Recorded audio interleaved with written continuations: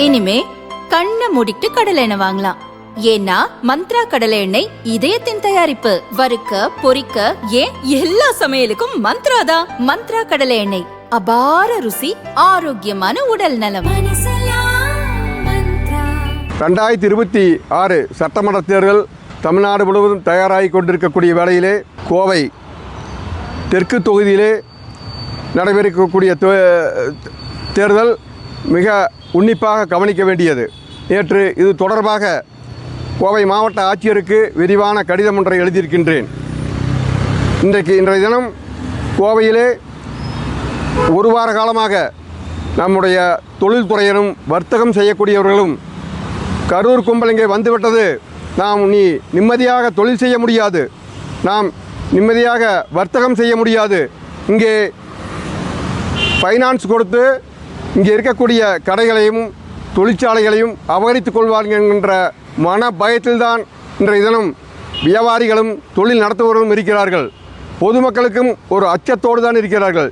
எதற்காக வெளியாட்கள் வந்து இங்கே இத்தனை பேர் குவிகிறார்கள்? அதனுடைய உச்சகட்டமாகத்தான் நேற்றைய முன்தினம் 6ஆம் தேதி வேட்புமனு இறுதி நாள் அன்று 18 பேர் செந்தில் பாலாஜியினுடைய ஆட்கள் கரூர்லேருந்து இங்கே வந்து வேட்புமனு தாக்கல் செய்திருக்கிறார்கள். இது என்ன நியாயம்? இது முறையாக தேர்தல் நடக்கக்கூடிய நடவடிக்கையா? இதை மாவட்ட ஆட்சியர் கவனிக்க வேண்டும், தலைமை தேர்தல் அதிகாரிகள் கவனிக்க வேண்டும், இதை கட்டுப்படுத்த வேண்டும்.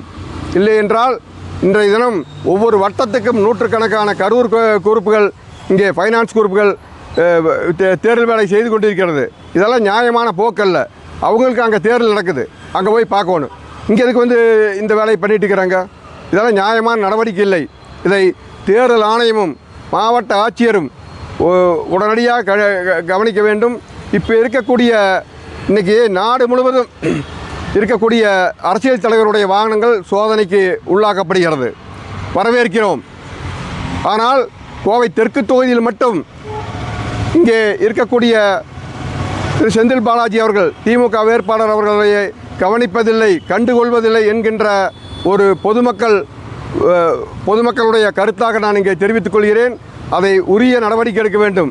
வெளியூர் ஆட்கள் வந்து இங்கே கூட்டம் போட்டு கும்மேளம் அடிப்பதை உடனடியாக தேர்தல் ஆணையம் கட்டுப்படுத்த வேண்டும் என தேர்தல் ஆணையத்துக்கும் கடிதம் எழுதியிருக்கின்றேன், மாவட்ட ஆட்சியருக்கும் கடிதம் எழுதியிருக்கின்றேன்.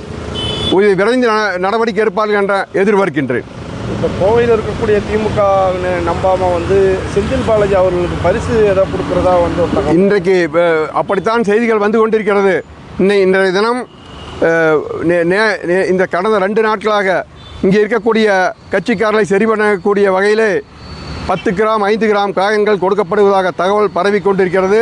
அதை தேர்தல் ஆணையம் என்ன நடவடிக்கை எடுத்துக்கொண்டிருக்கிறது என்பதை தெரியவில்லை.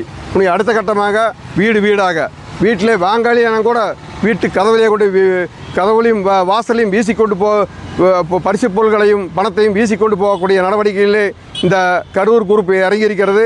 அதை கண்டிப்பாக தடுத்து நிறுத்த வேண்டும். அப்போத்தான் தேர்தல் ஜனநாயக முறைப்படி நடக்கும் என்பது என்னுடைய கருத்து. சமூக நல ஊழியன் என்கிற முறையில் என்னுடைய கருத்தாக தெரிவித்துக் கொள்கிறேன். இப்போ முன்னாள் மாநில தலைவர் அண்ணாமலை கூட ஒரு குற்றம் சாட்டியிருந்தார். இந்த 18 பேர் ஒரே ஊர்லேருந்து வந்து நாமினேஷன் தாக்கல் பண்ணியிருக்காங்க. ஒரு ஆளுக்கு ஒரு பூத் ஏஜென்ட்டுன்னு போனால் கூட 18 பூத் ஏஜென்ட்டு வந்து நமக்கு வாக்கு பதிவின் போதும் வாக்கு எண்ணிக்கையின் போதும் போக வேண்டியது இருக்குது. இது வந்து ஒரு பெருமிதமான ஒரு முறைகேடை வந்து ஏற்படுத்தும் வாக்காளர்கள் மத்தியில் அப்படிங்கிற மாதிரி ஒரு குற்றச்சாட்டை வச்சுருக்காருங்க அவர். திரு அண்ணாமலை அவர்கள் சொன்னது 100க்கு 100 உண்மையானது, உறுதியானது. ஏனென்றால் அவரும் அந்த பகுதியை சேர்ந்தவர்.